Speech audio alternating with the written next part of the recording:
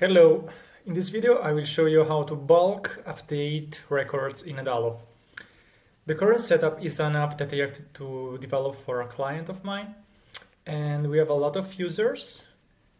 Let's obscure the email for privacy, and most of them do not have any password. So what I want to do is to give them a standard password in order for allowing them to access the application without inputting the password. But ADALO doesn't have a bulk update command, and I will show you a trick on how to do that. First of all, I will add text. This is the welcome page. You can do it wherever you want.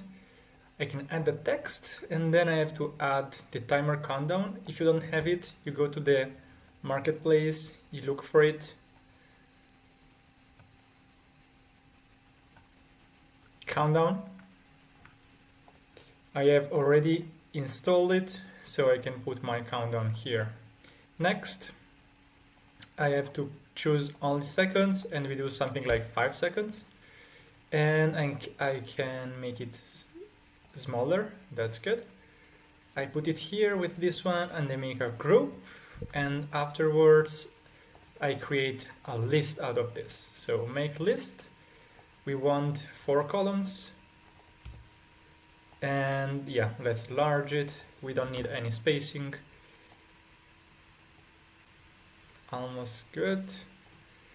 Okay, now what we want to display here, okay, first of all, which list it is. This is a list of users, and only the users whose password is equal to empty, so that we update only those users.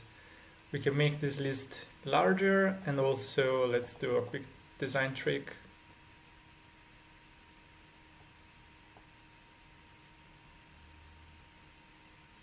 Yeah, something like this might work.